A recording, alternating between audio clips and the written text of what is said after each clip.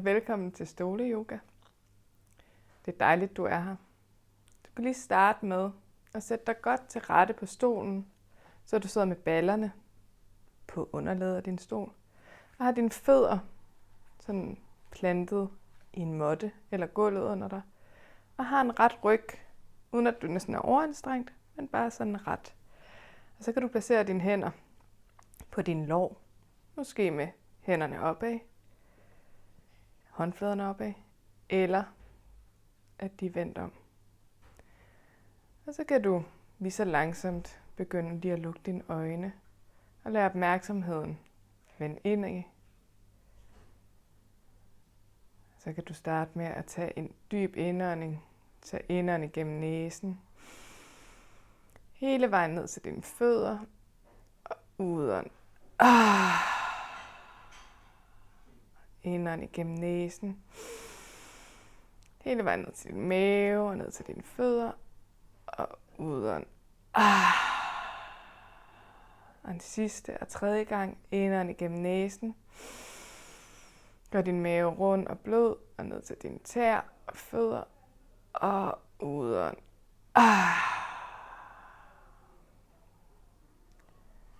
Og så bare lige lad dine øjne forblive lukket, hvis det føles okay. Og lad din opmærksomhed vandre inden i dig, så du lige kan mærke, hvordan at der føles i dag. Så det kan være, at der føles koldt, anspændt, varmt, roligt, gang i den. Eller måske noget helt andet. Bare lige sådan, lad din opmærksomhed forblive indeni. Og læg mærke til, hvordan du har det, uden at tænke det som godt eller dårligt. Men i virkeligheden bare læg mærke til, hvordan der føles.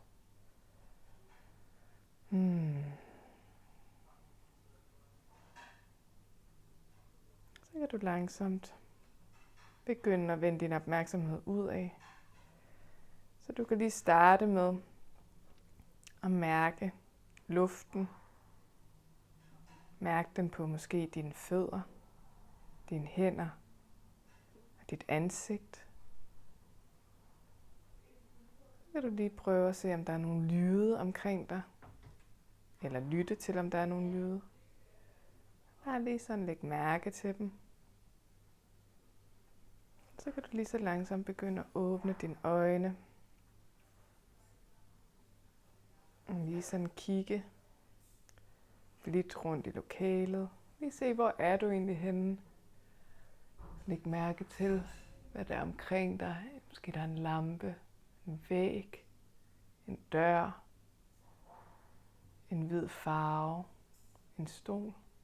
Sådan bare lige lad dit hoved sådan lidt bevæge sig i sådan små bølger fra den ene side til den anden side. Så kan du langsomt begynde at rotere dit hoved fra den ene side til den anden side. Og igen tilbage. Og lige mærk her, om du skal have åbne øjne eller lukkede øjne. Og også hvor hurtigt at det skal gå. Og hvor langt ud du skal med dit hoved. Og hvis det gør ondt, så bare gør bevægelsen mindre. Og hvis det stadigvæk ikke lige føles rigtigt, så kan du bare lade helt være med at lave bevægelsen. Så kan du komme ind til midten igen og løfte dit hoved op og ned. Og igen op og ned. Og lige husk her også at trække vejret. Så du trækker vejret ind igennem næsen. Og hele vejen ned til din mave. Og gør den blød og rund. Og udånder fra din bløde og runde mave. Enten igennem din næse ud igennem din mund.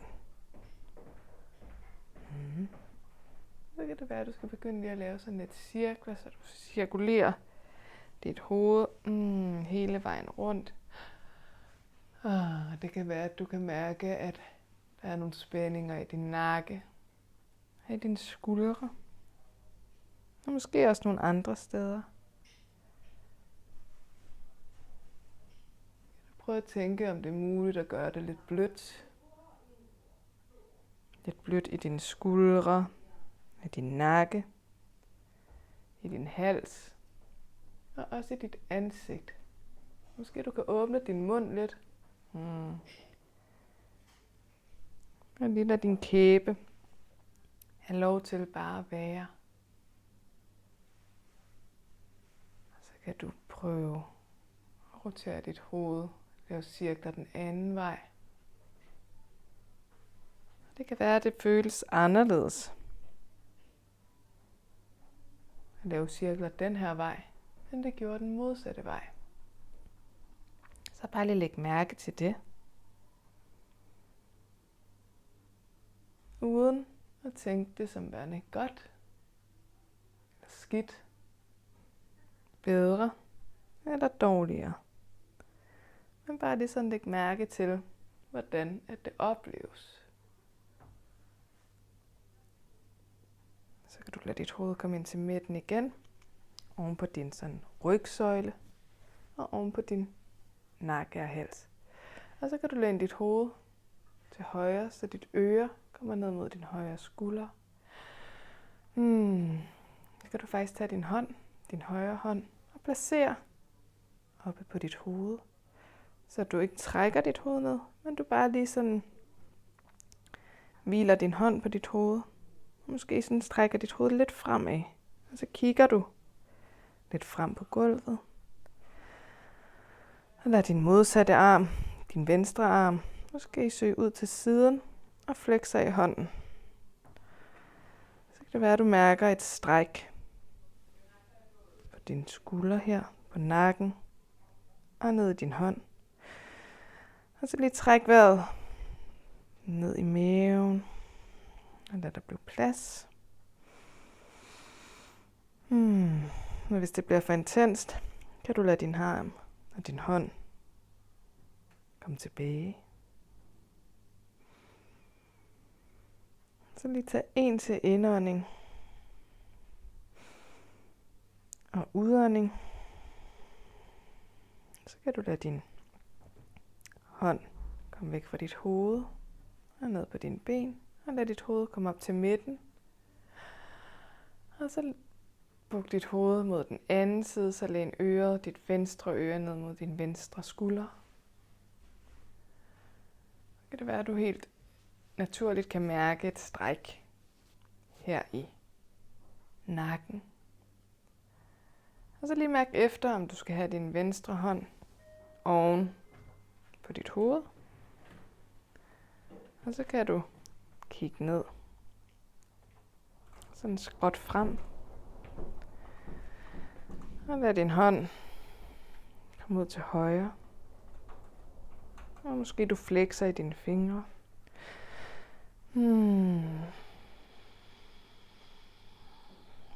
Og så lige sådan justere til. Måske dit hoved skal være mere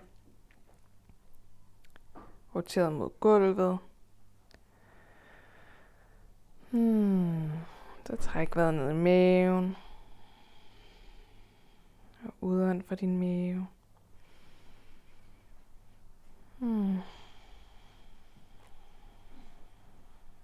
Ja. Så vi tager en til indånding. Tag indånd igennem næsen. Hele vejen ned til maven. Og udånd. Giv slip på din hånd. Oven på dit hoved. Og lad dit hoved komme op til midten. Og så lige lad dine hænder komme ind på din lår. Og så lige tage en dyb indånding og udånd. Lige mærk, hvordan at der føles inde i din krop lige nu. Så måske lukker du dine øjne. Og lige sådan vender opmærksomheden indad.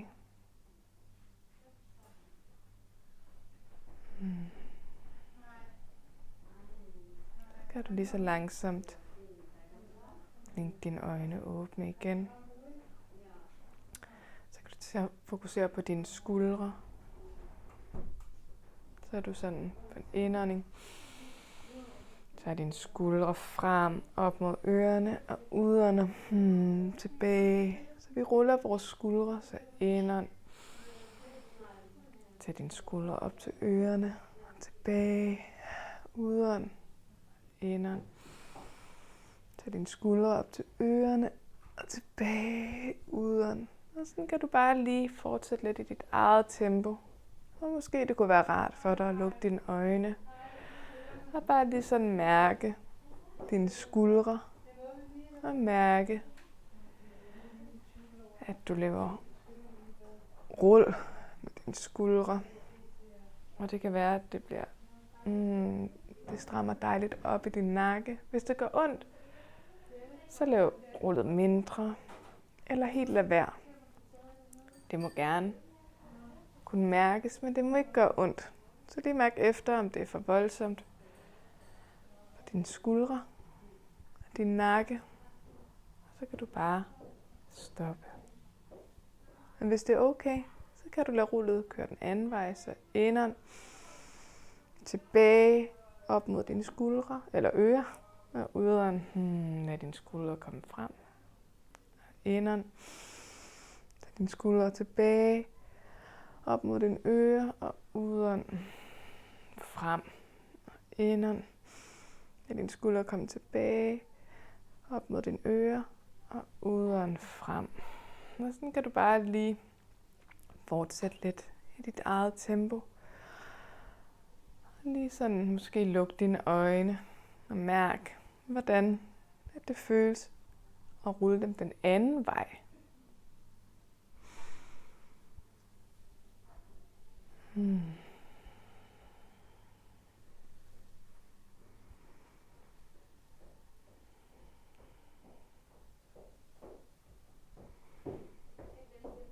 Godt.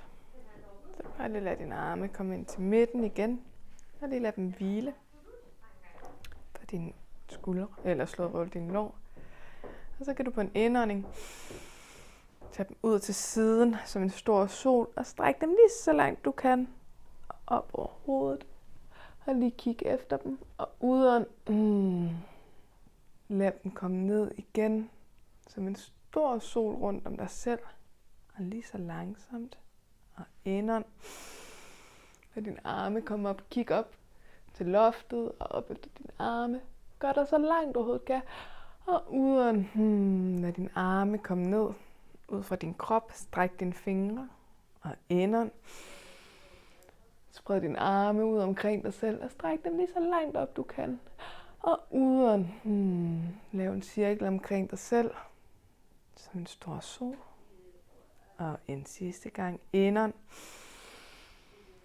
Stræk dine arme så langt du overhovedet kan, og stræk dine fingre, og udånd. Lad dem komme ned til hver sin side. Så lige en sidste gang, hvor du bare lige tager dine arme op, så indånd. Og stræk dine arme op, og så lige tag din højre hånd, og grib fat om din venstre håndled. Og så træk dig selv op, og læn dig ud mod højre. Så du trækker din arm lang og ud mod højre. Samtidig med, at du sidder solidt med dine baller ned i stolen. Indånd. Udånd, kom ind tilbage til midten. Lige træk dine arme op igen. Nu kan du tage venstre hånd omkring dit højre håndled. Og læn dig ud mod venstre, så du strækker dig lige så langt du kan. Du vil få et stræk fra siden. Og har dine blætter solidt plantet i underlaget. Lige indånd. Udånd, kom ind til midten. Og så lige stræk dig tilbage. Så du læner dit bryst op imod loftet. Lad dit hoved falde tilbage, som det giver mening for dig. Uden at det gør ondt. Og lige giv slip i munden. Og indånd. Udånd, kom op til midten. Og lige det sidste stræk, som er forover. Så indånd. Og sådan skud din ryg tilbage. Og kig ned i måtten. Samtidig med, at du gør dine arme lange. Og tilbage. Og lad din arme komme ned til siden. Så kan det være, det er rart lige. Og lige give dem lidt bevægelse. Så de bare lige kan give lidt slip i dine skuldre. Og måske du lige lukker dine øjne for at mærke dine arme, dine skuldre, din ryg, din mave, dine ben og dine fødder. Lad lige mærke, hvordan der er inde i dig lige nu.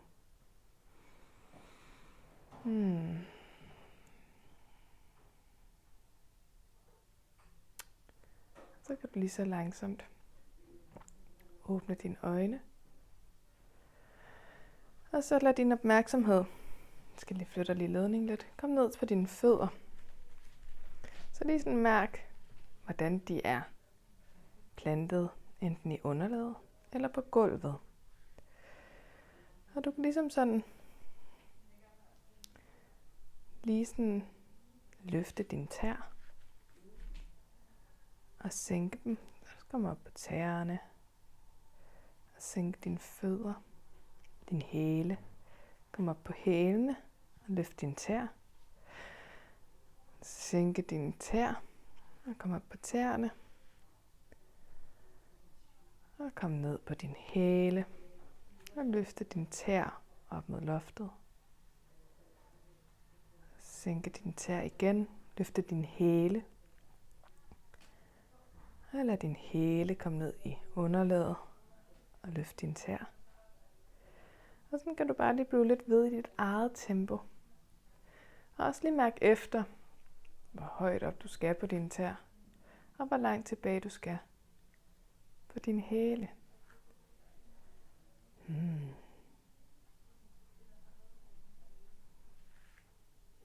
Super. Så lige lad dine fødder komme ned i måtten. Så skal du komme ud på dine ankler. Jeg slår på ydersiden af dine fødder. Sådan lige mærk dem. Og det kan også være, at det er bare fint bare at være her. Kan du lige mærke efter. Du skal ikke gøre for meget. Hvis det går ondt, så er det bedre bare lige at sådan lave en lille bevægelse, end at overgøre det. Så kan du komme ned på hele din fod. Og sådan bevæge dig ind mod din svang. Så lige mærke her engang. Hvor langt kan du komme ud her? Hvordan giver det mening? Og måske det egentlig også kunne være lidt dejligt at lige rokke dem lidt fra den ene side til den anden side. Du kan komme ind til midten igen. Så kan du komme op på din tæer, så du sådan nærmest som en ballerina kommer op. Og sådan lige, måske det bare skal være en af gangen, og måske det er for voldsomt. Det mærker du bare lige efter. Hvordan at det føles at være i for dig lige nu. Så kan du komme ned på begge dine fødder igen mod underlaget, eller mod gulvet. Og så skal vi prøve en lille, kan man sige, måske en udfordring, hvor vi forsøger så godt som muligt at løfte 1 tå ad gangen. Så for eksempel kunne man starte med at løfte store tåen, ringetåen, og sådan derefter. Og så bagefter sænke din tær, 1 efter 1. Og igen løfte din tær, 1 efter 1. Og sænke din tær, 1 efter 1. Og det kan være, at du erfarer eller oplever, at der er en måde, der er nemmere end den anden. Så måske er det nemmest at starte fra storetåen, når du løfter. Det kan også være, at det er nemmest at starte fra lilletåen, når du løfter. Det kan du lige sådan mærke efter. Og lige så, når du sænker, er det nemmest at sænke udefra, eller er det nemmest at sænke indenfra? Det kan du bare lige prøve i dit eget tempo. Og det er bare for sjov. Så hvis det er svært for dig, så i stedet for at tænke, ej, hvor er jeg dårlig, så kan du tænke, jeg øver mig. Det gør jeg også.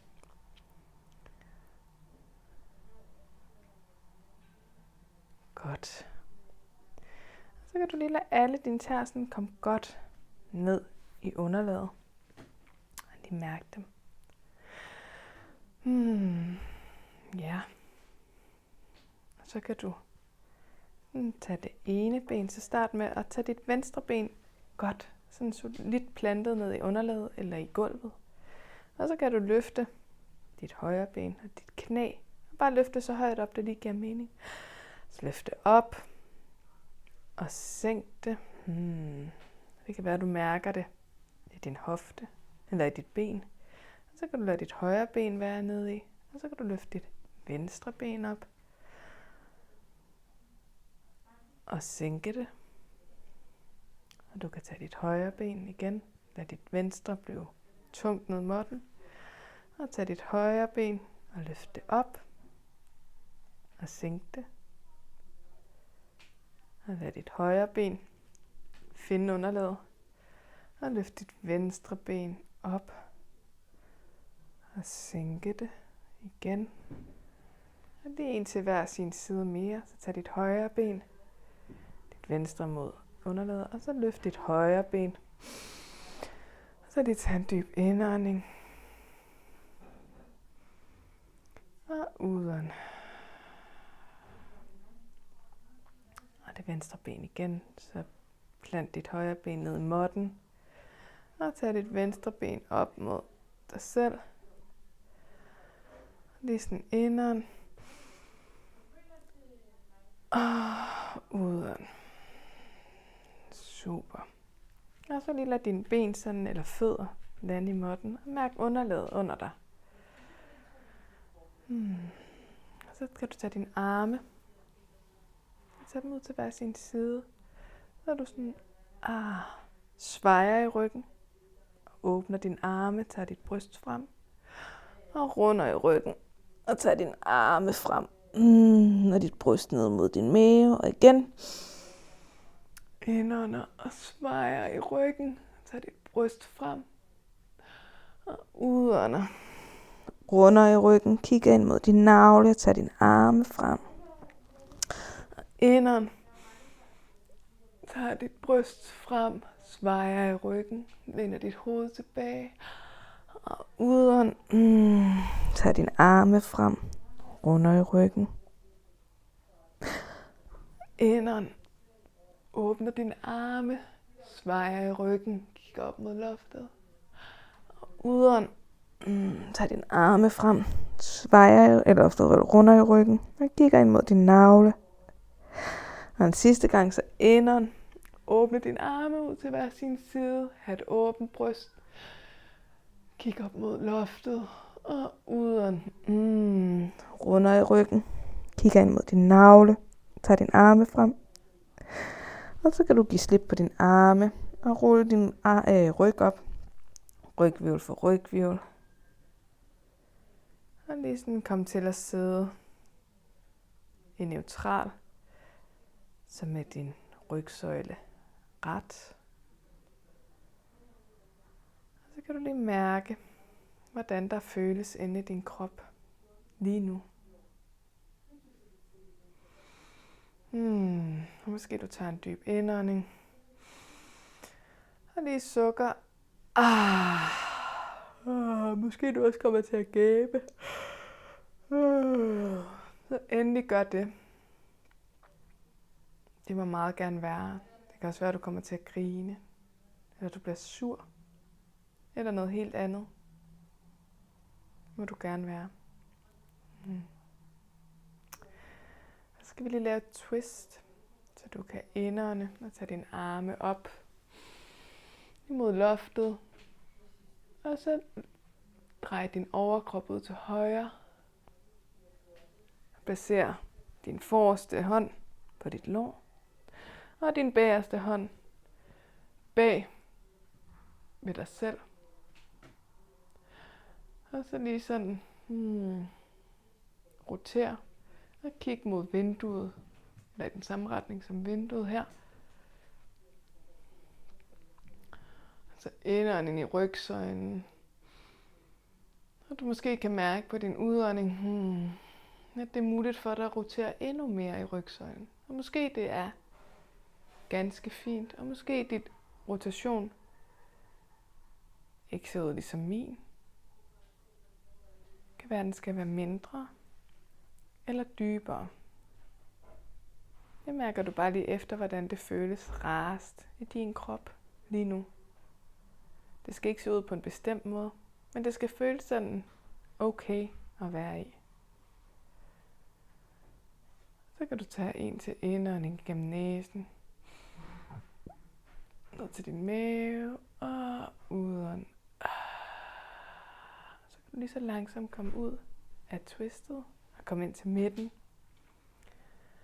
Så kan du igen indånde og strække dine arme op. Og på en udånding, twist til venstre. Og placer din højre hånd på venstre lår og din bagerste hånd bag ved dig. Og så kan du lade hovedet følge med, så du kigger bag ved dig selv. Og så kan du på en indånding til din rygsøjle. Og på en udånding måske mærke, at du roterer mere. Og kommer dybere ind i strækket. Og bare lige mærk efter, om du kan blive afslappet af dine skuldre, så de går op omkring dine ører, men så nede.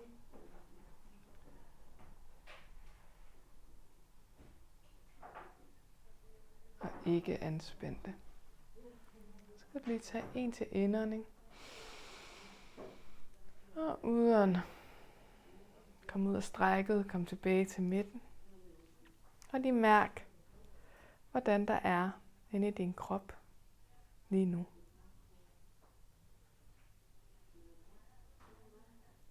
Så kan du lige så langsomt begynde lige at læne dig ind over dine ben. Så læn maven ind over dine ben, og lige så langt du kan være ret i ryggen. Når du ikke kan komme længere med ret ryg, så kan du give slip. Og bare lige lade dit hoved og lad dine arme og din nakke blive tung.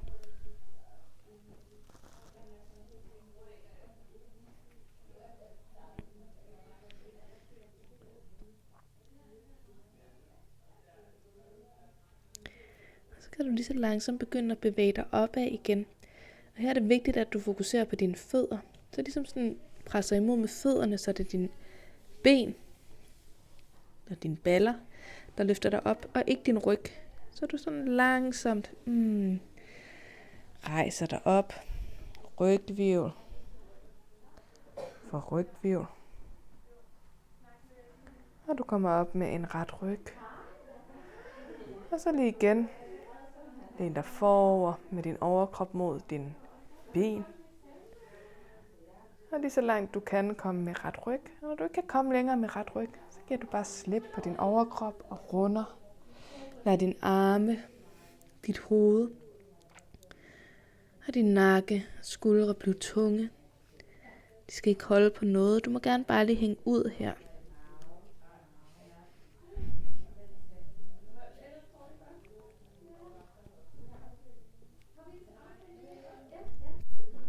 Og så kan du igen med fokus på dine fødder mod måtten, mod underlaget eller mod gulvet. Lige så langsomt skub dig selv op. Så skub imod med fødderne mod måtten, dit underlag. Og aktiver dine ben, så du kommer op og sidder. Rygvirvel for rygvirvel. Og til sidst sidder med en ret ryg. Og så kan du lige sådan afslutningsvis som det sidste tage dine fingre og lige sådan vække dem ved at lige så stille og roligt lad dem møde hinanden, fingerspidserne. Og så kan du bevæge dine fingre videre op her på dit kraveben, på dit bryst. Og lige sådan duppe det lige så forsigtigt, og måske du bare lukker dine øjne. Og op på skuldrene. Bare lige sådan mærker dine fingerspidser mod din hud eller mod dit tøj. Sådan prøv at lade opmærksomheden følge duppene. Så kan du lige så langsomt bevæge dig op på din hals. Og op i dit ansigt, stille og roligt, som mod dine kæber. Og bare måske åbne din mund lidt. Og på din hage, på dine kinder. Og op på dine kindben. Dine tændinger. Op i panden. Og dine øjenbryn. Og sådan prøv at blive helt blød i dit ansigt. Du skal ikke se ud på en bestemt måde. Smile, være sur eller glad. Det er bare lige med dig selv, at du sidder her. Så du må se ud præcis på den måde, at du lige gør lige nu. Så kan du lade dine fingre komme op på toppen af dit hoved, på dit kranie. Og lige sådan stille og roligt duppe rundt her. På din nakke. Og så kan du lade dine fingre komme tilbage igen.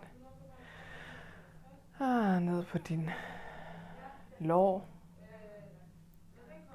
Så lige tage en dyb indånding igennem næsen. Hele vejen ned til dine fødder. Og udånd for dine fødder. Og hele vejen op. Og igen indånd igennem næsen. Og hele vejen ned til dine fødder. Og udånd. Og en tredje og sidste gang. Indånd igennem næsen. Hele vejen ned til dine fødder. Og udånd. Og så lige mærk, hvordan der føles inde i dig lige nu. Det kan være, der føles som da du startede.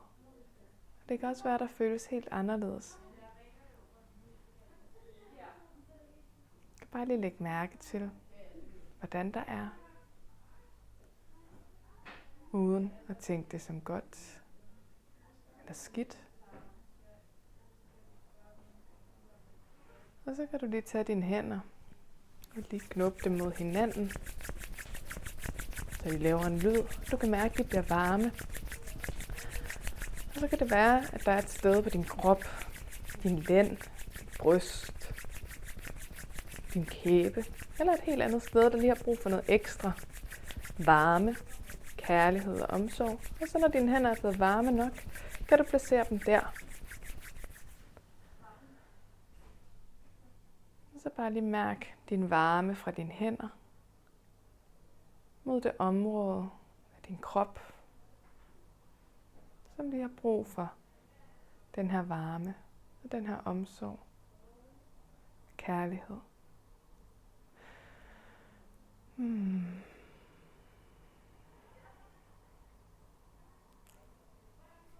Lige tage en dyb indånding.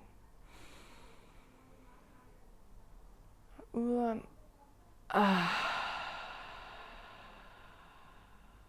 Så kan du langsomt begynde at åbne dine øjne igen. Og lige komme til stede i det rum, du er i, og hvor du er. Lige sådan rotere dit hoved en gang. Og så vil jeg ønske dig en rigtig dejlig dag, aften, eller hvor du er henne i løbet af din dag. Må du have det rigtig dejligt. Hej hej.